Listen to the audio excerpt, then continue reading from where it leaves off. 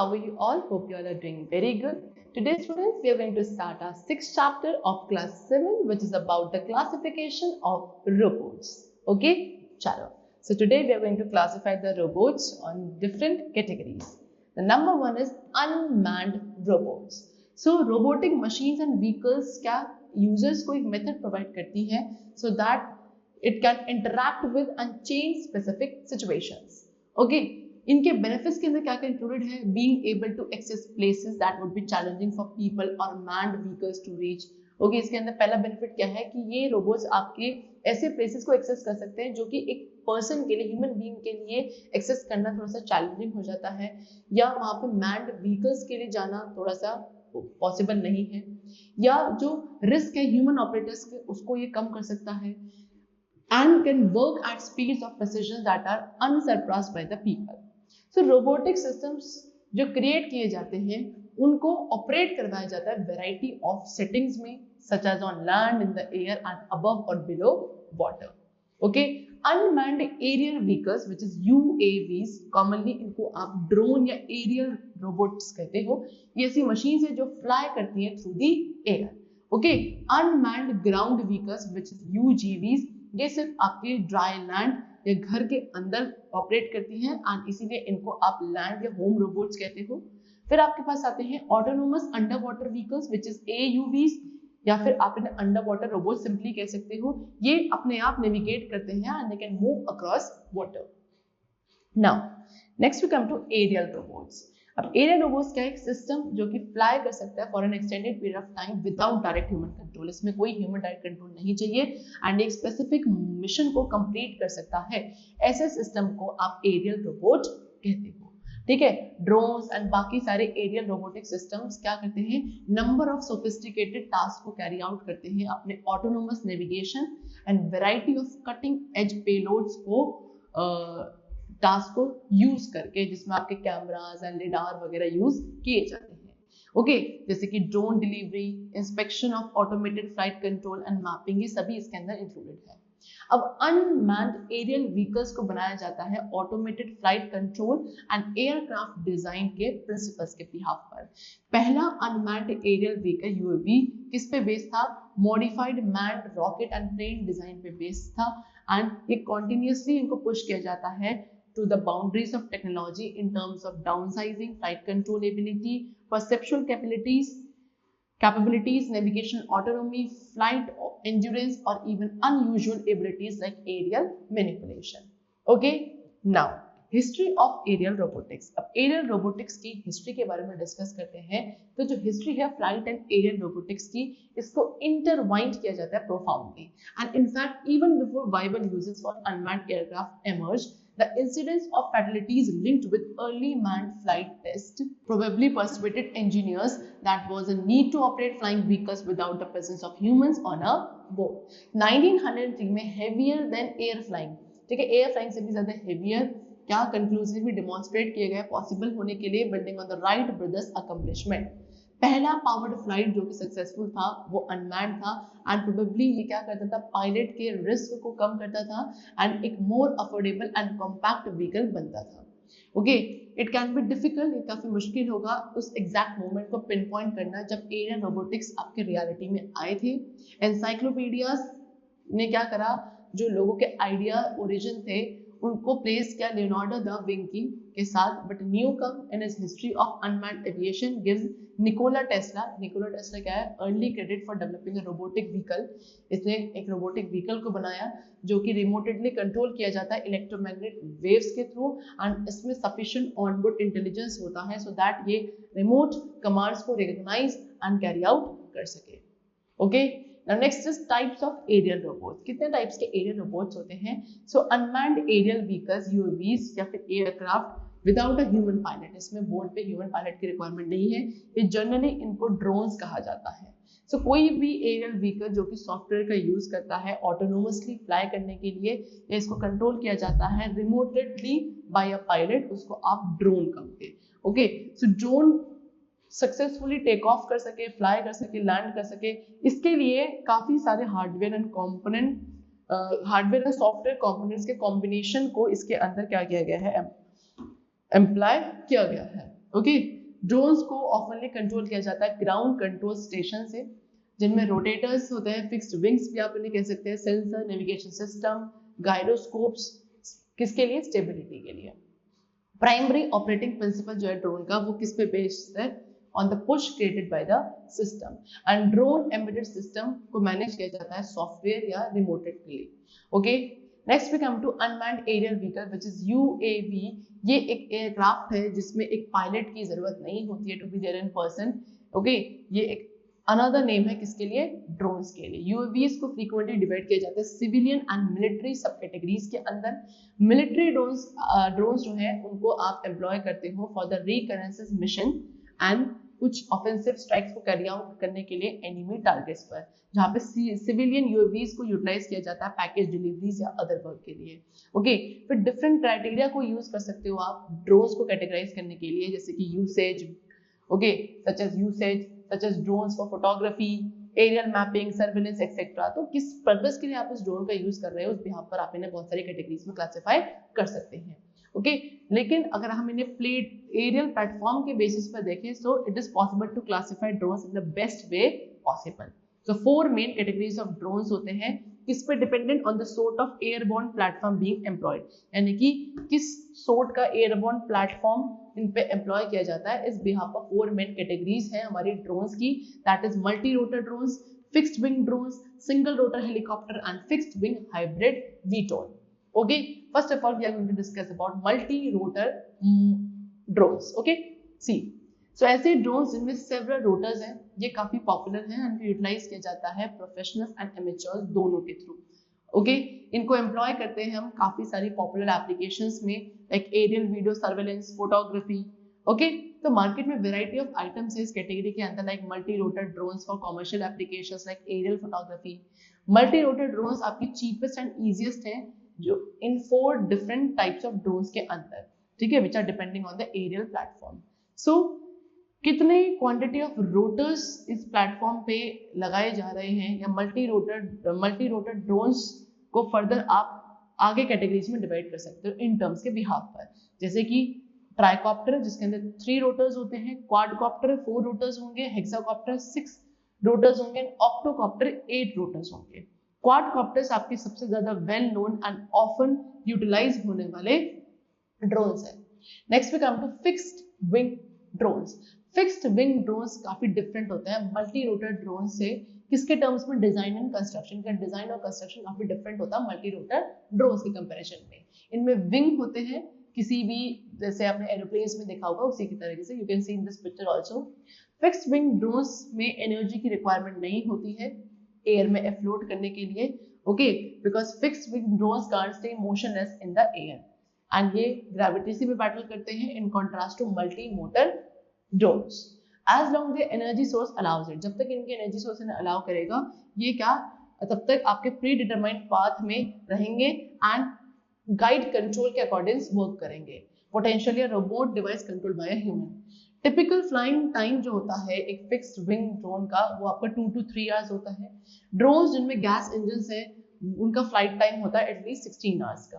Fixed wing drones best है long distance operations के लिए, बिकॉज लॉन्गर फ्लाइट टाइम्स इनके अंदर होता है, इनकी फ्यूल एफिशिएंसी ज्यादा होती है एंड उसके साथ साथ आप इन्हें एरियल फोटोग्राफी के लिए भी यूटिलाइज कर सकते हो, जिसके अंदर ड्रोन की रिक्वायरमेंट होती है to remain still in air for a extended period of time. फिर कुछ ड्रॉबैक्स हैं फिक्स्ड विंग ड्रोन के, जिसके अंदर आता है इंक्रीज प्राइसेस ज्यादा है एंड उनकी नीड ज्यादा है for advance flight training. Okay, एक फिक्स्ड विंग ड्रोन डिफिकल्ट है लॉन्च करना इनटू द एयर।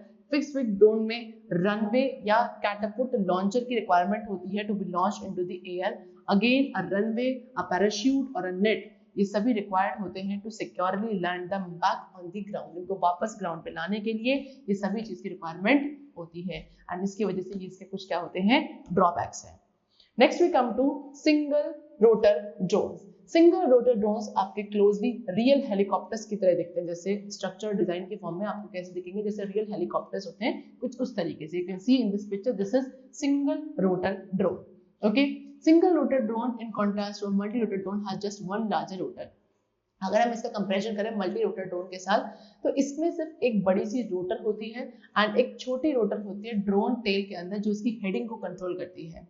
ड्रोन्स जिसमें वन रोटर होता है सिर्फ, वो आपके ज्यादा इफेक्टिव होते हैं ड्रोन्स के कंपैरिजन में जिनमें बहुत सारे रोटर्स होते हैं। ओके, इनको आप पावर कर सकते हैं गैस मोटर्स के थ्रू एंड इनका फ्लाइट पीरियड भी ज्यादा होता है। ओके, एरोडायनेमिक्स में जो स्पिन ऑफ आइटम है वो आपको रिड्यूस कर दिया जाता है by reduce rotor count. Okay, जो मेन कॉज है कि why quadcopters are more stable, quadcopters क्यों ज्यादा स्टेबल है ऑक्टोकॉप्टर्स का, वो ये है कि सिंगल रोटर ड्रोन्स आपके काफी फार इफेक्टिव होते हैं then multi rotor drones in this regard. However जो कॉम्प्लेक्सिटी एंड ऑपरेटिंग रिस्क है इन मशीन्स के साथ वो काफी ज्यादा होते हैं। Okay, next we come to hybrid VTOL. Okay, so ये आपके हाइब्रिड मॉडल्स हैं जिनके अंदर rotor based aircraft, fixed wing model, इन सभी के एडवांटेजेस को कंबाइन किया जाता है such as longer flight time. So since 1960 से जो आइडिया है ये टेस्ट किया जाता है लेकिन लिमिटेड सक्सेस के साथ। एंड हाउएवर ये जो कॉन्सेप्ट है इसको काफी फ्रेश लाइफ एंड डायरेक्शन मिली है किसके इंट्रोडक्शन से, न्यू जनरेशन के सेंसर्स के आने के बाद, लाइक गायरोस एंड एक्सीलोमीटर्स। हाइब्रिड वीटोल्स क्या कंबाइन करता है, ऑटोमेटेड ग्लाइडिंग को कंबाइन करता है मैनुअल ग्लाइडिंग के साथ एंड इस ड्रोन को रेज किया जाता है एयर में एक वर्टिकल लिफ्ट का यूज करके from the ground level. Gyros and accelerometers operate करते हैं ऑटोमेटिकली, जो कि एक आइडिया है ऑटो पायलट का। ये ड्रोन की स्टेबिलिटी को मेंटेन करता है इन द एयर। अब ड्रोन को पायलट किया जाता है रिमोट बेस्ड के थ्रू या प्रोग्राम कर सकते हैं आप इसको मैनुअल कंट्रोल के थ्रू सो दैट ये अपने इंटेंडेड पाथ को फॉलो करे। ओके, ये hybrid fixed wing model different iterations में आपको अवेलेबल है। जो मोस्ट वेल नोन वन है अभी that is drone shown in Amazon advertising, जो उसके प्राइम डिलीवरी सर्विस के लिए है, वो आपका सबसे बेस्ट वेल नोन क्या है, हाइब्रिड वीटोल है।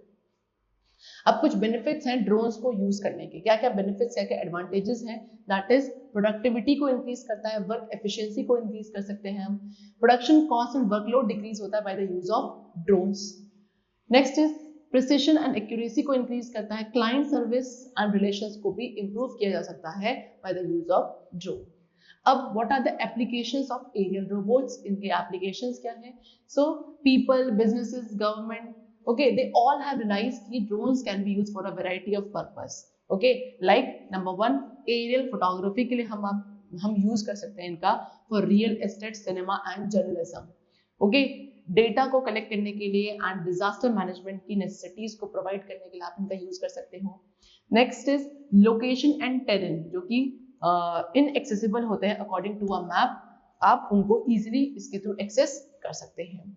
नेक्स्ट क्या है, सेफ्टी के लिए इंस्पेक्शंस को बिल्डअप करने के लिए यूज किया जा सकता है, अनमेन्ड कार्गो ट्रांसफर के लिए, law enforcement and public safety के लिए, hurricane and tornado tracking and forecasting के लिए भी आप इनका यूज कर सकते हैं।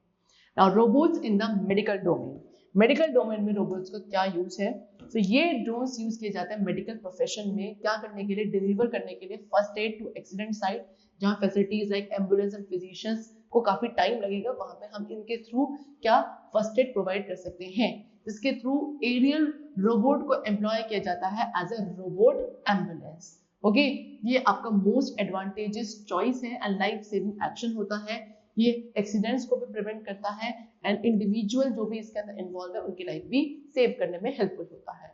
Next is military robots. Okay, so कुछ एडिशनल रिक्वायरमेंट जो हमारे बॉट में है, एरियल रोबोट्स आपके पोटेंशियली मिलिट्री एप्लीकेशंस में भी एम्प्लॉय किए जा सकते हैं।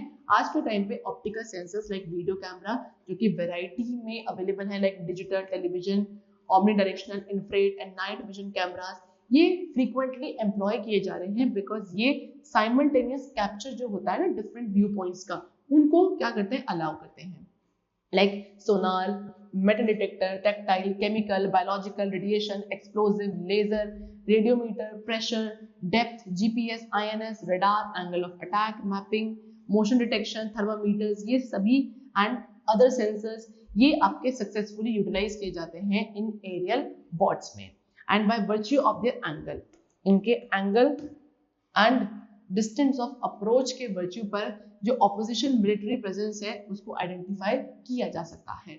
ये सिंपल बनाता है एक सोल्जर के लिए to locate them aerial robots आपके bomb detection and attacking the military forces of the adversary दोनों के लिए यूजफुल है। जो रोबोट्स एयर में होते हैं आप उनको यूज कर सकते हो to look for the injuries and aid with first aid also.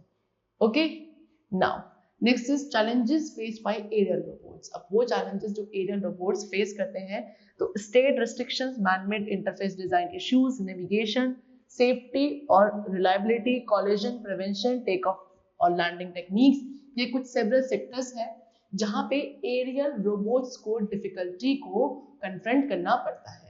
अब कुछ छोटे छोटे एरियल रोबोट्स हैं जो वाइंड अप हो रहे हैं and they are appearing very different, काफी डिफरेंट अपीयर होते हैं larger counter parts due to the size significant impact on the flight dynamics. Aerial robots आपके ग्रेट स्पीड में ट्रैवल कर सकते हैं and variety of propulsion system इनके अंदर होता है like human counter parts. Prior to doing research, okay, research और डेवलपमेंट से पहले, इस एरा में रिसर्च और डेवलपमेंट से पहले जो रिलायबल पोजीशन एंड इक्विपमेंट थे एरियल रोबोट्स के वो जरूरी थे, बट ट्राइबल नीड जो था in order for them to be capable of control flight.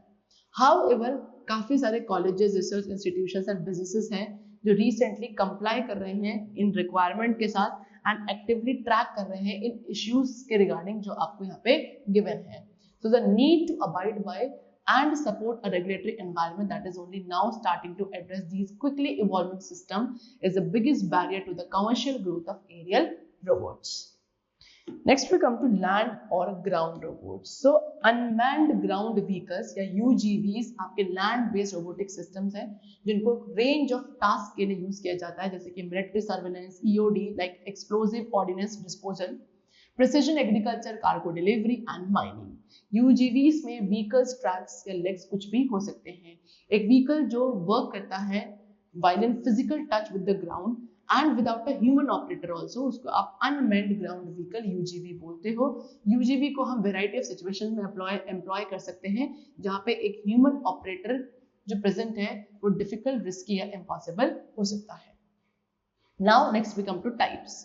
Okay, see so wheeled robots, track robots, leg robots, ये आपके 3 मेन टाइप्स हैं लैंड बेस्ड रोबोट्स के, ठीक है। And numerous degrees of freedom and synchronization क्योंकि इसके अंदर required है, इसलिए ये highly advance and autonomous humanoid robots होते हैं।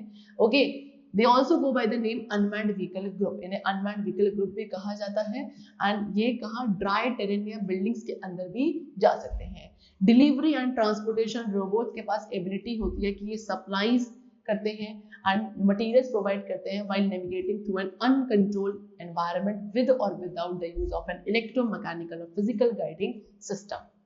Now next we come to wheeled robots. Wheel क्या है आपके एक ग्रेटेस्ट क्रिएशन है ह्यूमन एज का, just as God created leg, जैसे कि भगवान ने, गॉड ने हमारे लिए लेग्स बनाए हैं for the mobility, for the movement, ऐसे ही the greatest option for robot is wheel. Robots के लिए जो ग्रेटेस्ट ऑप्शन है वो क्या है? व्हील, बिकॉज इनको डिजाइन करना सिंपल है, simple to install and practical for robots also, जिनको क्विकली मूव करना है उनके लिए।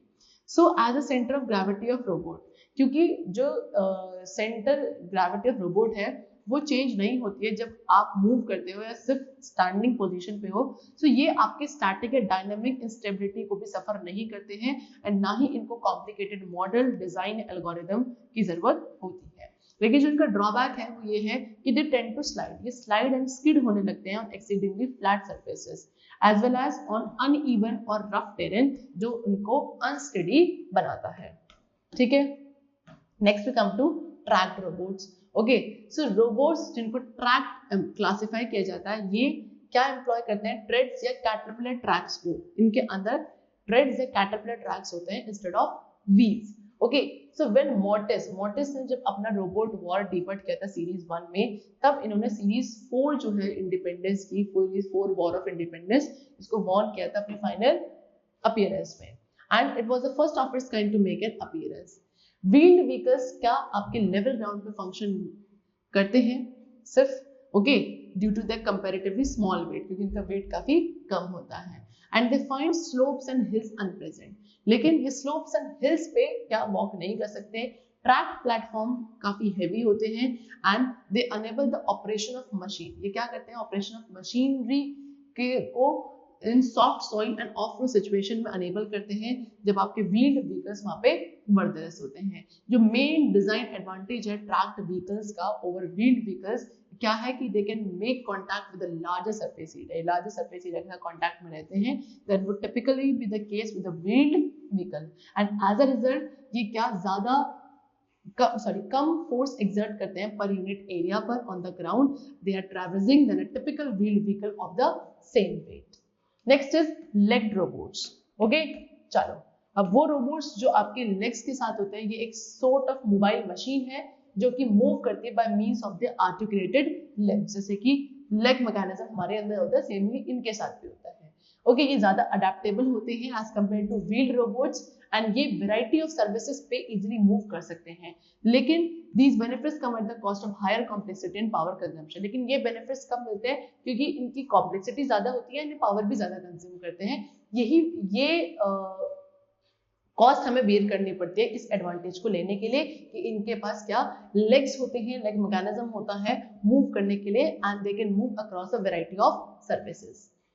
अब अगर इन्हें हम व्हील रोबोट से कंपेयर करें तो जो व्हीकल्स लेग्स के साथ होते हैं वो ज्यादा अडेप्टेबल होते हैं and mobile on uneven terrain, ये अनइवन टेरेन पर भी इजीली मूव कर सकते हैं। व्हील्ड व्हीकल्स ज्यादा क्विक हैं उनके कंपैरिजन में जो आपके लेग्स के थ्रू मूव करते हैं एंड ज्यादा कन्वीनियंट होते हैं फ्लैट ग्राउंड पर एंड प्रॉपर्ली प्रिपेयर्ड सरफेसेस पर।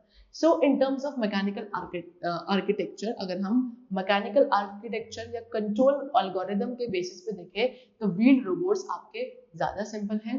लेग्ड मूवमेंट क्या करता है प्राइमरीली, इसमें दो ड्रॉबैक होते हैं। पहला mechanical complexity and power. The leg जिसमें काफी डिग्री ऑफ फ्रीडम होता है, ये एबल होता है to support a portion of the robots total weight, robot के पूरे वेट को सपोर्ट कर सकता है and in many cases lift and lower भी कर सकता है आपके रोबोट को। अब एप्लीकेशंस क्या है देखो, लेग्ड रोबोट्स आपका मूव कर सकता है around a construction site also, क्या करने के लिए, टोपोग्राफी को सर्वे करने के लिए, पिक्चर्स को लेने के लिए using high definition camera and 3D map को क्रिएट कर सकता है, आपको ऑपरेटर्स प्रोवाइड कर सकता है to give a quick and accurate way to gauge the progress. इनको डिफरेंट कैपेसिटीज में एम्प्लॉय किया जाता है, चाहे वो डिलीवरीज हो, लॉ एनफोर्समेंट हो, सर्च रेस्क्यू, सिक्योरिटी, सर्विलेंस, कहीं भी आप इन्हें एम्प्लॉय कर सकते हैं। Okay, next we come to hybrid robots. Hybrid robots भी अपने लेग्स पे मूव कर सकते हैं एंड व्हील्स दोनों पे ही एक साथ ही मूव कर सकते हैं, जिसकी वजह से इनके पास मोबिलिटी मिलती है लेग्ड नेविगेशन की एंड जो स्पीड और एनर्जी एफिशिएंसी है किसकी मिलती है, व्हील्ड मूवमेंट की। ओके, सो एक इलस्ट्रेशन इसका है बाई पेडल रोबोट हैंडल का जो बॉस्टन डायनेमिक्स से आया एंड इसके क्या हर एक लेग पे क्या थे, व्हील्स थे। Next we come to underwater robots. Now there is a wide range of civilian and military tasks. एक wide range of civilian and military tasks है जैसे कि inspection, maintenance, EOD, anti-submarine warfare, mine counter measures, environmental monitoring, ये सब carry out किए जाते हैं under water robotic systems को यूज करके। ये सारे टास्क इन्हीं के थ्रू परफॉर्म किए जाते हैं जैसे कि autonomous underwater vehicle which is AUV and remotely controlled vehicle which is ROVs। दोनों ही टूल्स जो हैं robotic arms and manipulators as a wide range of sensor इनमें ऐड किए जाते हैं। ओके, एक रोबोट जो कि अंडर वाटर में नेविगेट कर सकता है विदाउट कांस्टेंट ऑपरेटर इनपुट, उसको आप ऑटोनोमस अंडर वाटर व्हीकल कहते हो। जब ह्यूमन डाइविंग आपकी इम्प्रैक्टिकल या डेंजरस होती है, जैसे कि आपको डीप वाटर में जाना है या जो सबमर्ज हैजार्ड्स है उनको एग्जामिन करना है, वहां पे हम ROVs का फ्रीक्वेंटली यूज करते हैं। Robotic arms, lighting, video games, ये सभी कुछ इक्विपमेंट्स होते हैं जो ROVs एंड AUVs के अंदर होते हैं। ओके, एंड ये अंडर वाटर रोबोट्स अलाउ करते हैं हमें सेफली ओशन के अंदर रिसर्च करने के लिए एंड वहां ट्रैवल करने के लिए जहां पे ह्यूमन बींग्स ट्रैवल नहीं कर सकते। तो सिस्टम कंट्रोल सॉफ्टवेयर क्या करता है, डिस्टेंस को डिटेक्ट करता है and angle of each robot in relation to the beacon by using underwater microphones on the robots to pick up the acoustic signals. Okay, sonar system को use किया जाता है अकाउस्टिक सेंसिंग में, क्या करने के लिए, ओशन फ्लोर को मैप करने के लिए या फिर सबमर्सिबल्स को गाइड करने के लिए and detect under water objects also. Now types of ROV, ठीक है, that is remotely operated under water vehicles. ये कितने टाइप्स हैं?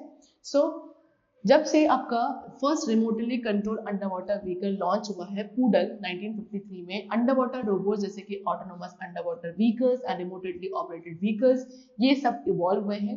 एंड इनको जो इवॉल्व किया गया था मेनली वो मिलिट्री एप्लीकेशंस के लिए इवॉल्व किया गया था थ्रू आउट द 1960 एंड 1970। अब video camera, propulsion system, lighting, ये कुछ स्टैंडर्ड्स हैं जो सभी आरओवीज पे होते हैं। एंड इनकी स्पेसिफिकेशन जो इनको रिक्वायर्ड होती है उस पर डिपेंडेबल होकर काफी सारे ऐसे इक्विपमेंट हैं जो इनमें ऐड किए जाते हैं, जैसे कि मैनिपुलेटर आर्म, वाटर सैंपलर या डिवाइसेस जो कि डेप्थ को एक्सेस कर सकती हैं, या टेम्परेचर, प्योरिटी, लाइट पेनिट्रेशन, इन सभी को एक्सेस करने के लिए डिवाइसेस इनके अंदर होती है। AUVs को फ्रीक्वेंटली रेफर किया जाता है एज अनमैन्ड अंडरसी व्हीकल्स बहुत सारी मिलिट्री कॉन्टेक्स्ट में। Okay, so according to their size, इनकी size, depth capability, onboard horsepower and whether they are electrohydraulic या all electric, इन बेसिस पर हम मॉडर्न ROVs को डिवाइड करते हैं कुछ कैटेगरीज में which they have given to us. Number 1, micro. Okay, so micro class ROVs आपके extremely lightweight and compact size के होते हैं। इनको एम्प्लॉय किया जाता है इंस्टेड ऑफ डाइवर की जगह इनको एम्प्लॉय किया जाता है सिचुएशंस पे जहाँ पे डाइवर आपका अनेबल है फिजिकली एक्सेस करने के लिए, such as a sewer, pipeline या स्मॉल कैविटी, बिकॉज इनका जो वेट है वो काफी कम होता है, less than 3 kg। Next is mini class का वेट होता है अराउंड 15 kg तक। ये एडिशनली यूटिलाइज किए जाते हैं डाइवर सब्स्टिट्यूट के साथ। ओके, एंटायर आरओवी सिस्टम जो आपका कैरी किया जाता है स्मॉल बोट पे किया जाता है बाय 1 पर्सन, जो कि बाद में इसे डिप्लॉय करता है एंड टास्क को अकेला ही फिनिश करता है। Next is journal. इनमें टिपिकली ग्रिपर्स, मैनिपुलेटर, सोनार यूनिट होता है जो कि इसके लाइट सर्वे टास्क के लिए यूज किया जाता है। एंड एक प्रोपल्शन सिस्टम होता है with less than 5 HP, that is horsepower, and less than 1000 metre deep is the maximum depth. Okay, चलो फिर light work class, usually less than 50 horsepower. Okay, इनकी जो पावर है usually less than 50 horsepower होती है। And इसमें typical alloy की जगह पॉलीमर्स का यूज किया जाता है, लाइक पॉलिथिन एंड मैनिपुलेटर्स भी होते हैं। इनकी जो मैक्सिमम वर्किंग डेप्थ है वो अंडर 2000 मीटर्स तक की होती है। Next is heavy work class. ये मशीन आपकी एटलीस्ट 2 मैनिपुलेटर पर वर्क करती हैं एंड नॉर्मली इसमें क्या फ्यूअर टू 20 HP होते हैं। ओके, ये ऑपरेट डाउन करती है to a depth of 3500 metre. Trenching and burial is the next type. ये मशीन्स आपकी वर्क करती हैं up to depth of 6000 metre and normally इसमें मोर देन 200 हॉर्स पावर होती है। एंड ये आपका केबल लेइंग स्लेड को भी कैरी कर सकते हैं। Next we come to the applications. Okay, see, So Olvin made its maiden free dive in May 1964. Olvin ने अपनी पहली maiden free dive करी थी May 1964 में, जो अराउंड डेप्थ 10.17 मीटर्स तक गया था, जो कि आपका 35 फीट होता है। एंड आज साइंटिस्ट क्या कर रहे हैं, एक्सप्लोर कर रहे हैं और डीपेस्ट रीजन ओशियंस के वैरायटी ऑफ टेक्नोलॉजी का यूज करके जो रूटीनली अलाउ करते हैं इनको 4500 मीटर की डेप्थ तक जाने के लिए। Ocean research requires the use of underwater robots. Ocean research के लिए हमको underwater robots की requirement होती है, जैसे कि आपके ROVs and your AUVs. Okay, ये robots आपके travel कर सकते हैं ocean के उन parts तक जो काफी risky होते हैं and it's very challenging for the people also. Now at the moment अगर आपकी बात करें तो underwater robots आपके use किए जाते हैं more and more for military, industrial and scientific purposes such as deep sea resource exploration for metal, oil and gas, pipeline maintenance, shipwreck exploration, survey, oceanographic sampling, underwater archaeology, under ice survey, as well as the study of natural forces like hurricanes and tsunami.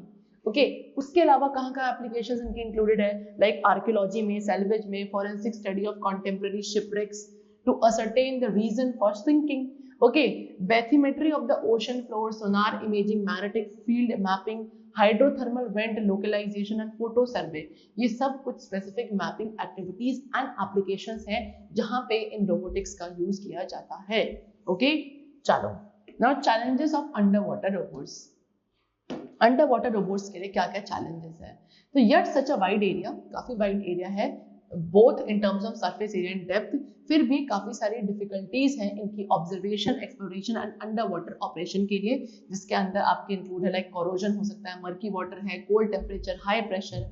So under water robots को function करने के लिए under realistic condition ज़्यादा sophisticated theory, technique and tools इनके अंदर हमें use करने पड़ते हैं।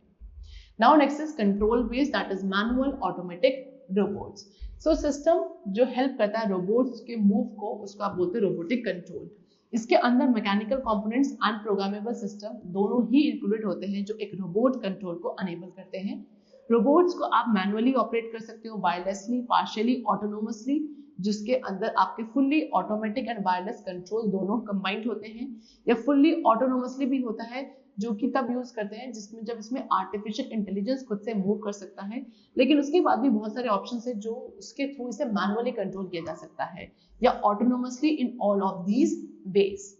Okay, see a driver operating, एक ड्राइवर जो एक मैनुअली टेली ऑपरेटेड रोबोट को ऑपरेट करता है एक जॉयस्टिक के साथ या बाकी कुछ कंट्रोल मैकेनिज्म के साथ, उसका कंप्लीट कंट्रोल होता है ओवरहेड। मैनुअल रिमोट रोबोट्स में आपके इंक्लूड होते हैं like instant robotic design and trawler, that is ARI 100 and ARI 50, Foster Miller Stellon iRobots Packbot and Kumos Tech MK 705 Rooster Bot. Okay, next is bio inspired robots. So robots जो design किए जाते हैं bio mimicry का use करके, वो fly, swim and crawl कर सकते हैं। रोबोटिक इंजीनियरिंग जो इंस्पिरेशन ड्रॉ करती है फ्रॉम बायोलॉजी, वो एक wide range of possible issues को ड्रॉ आउट करती है, जिसके अंदर आपके इंक्लूडेड है like development of snake like endoscope for medical diagnosis and use of artificial muscles to restore motor function to paralysed human limbs. उसके साथ साथ आपका इसके अंदर कुछ रिस्क इंक्लूडेड है from nature and using them to inform the design of functional technological system. Next we come to fishes. Fishes में अगर बात करें बॉक्सीबॉट, ये एक एक्वेटिक कैपेबल ऑटोनोमस रोबोट है। सो बॉक्सीबॉट आपका 25 सेंटीमीटर तक लॉन्ग है एंड इसकी मैक्सिमम स्विमिंग स्पीड है 0.37 मीटर पर सेकेंड। ये आपका forward, behind, side as well as and water के अंदर डाइव सब कुछ कैपेबल कर सकता है। ओके, इसकी स्पीड को डिटरमाइन किया जाता है इसकी size, rigidity and oscillation amplitude and frequency of the fins के थ्रू। Okay, now last is RoboTuna. RoboTuna क्या है? ये एक रोबोटिक फिश है। You can see this is RoboTuna, एक रोबोटिक फिश है जो क्रिएटेड एंड मैन्युफैक्चर्ड है बाय MIT रिसर्चर। अब टीम का जो इनिशियल ऑब्जेक्टिव था वो था क्या करना, डेवलपिंग अ रोबोटिक सबमरीन, एक रोबोटिक सबमरीन को डेवलप करना जो कि स्विमिंग मोशन जो है टूना फिश के उसको इमिटेट कर सके एंड एक और ज्यादा इफेक्टिव प्रोपल्शन टेक्नोलॉजी को डिस्कवर किया जा सके, जिसको हम अंडर वाटर व्हीकल्स के अंदर यूज कर सकते हैं, ऑटोनोमस अंडर वाटर व्हीकल्स के थ्रू।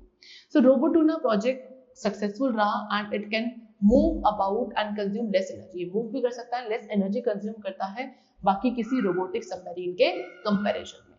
ओके, चलो, so that's all for the chapter. It's completed over here. I hope you all must have understood it very well.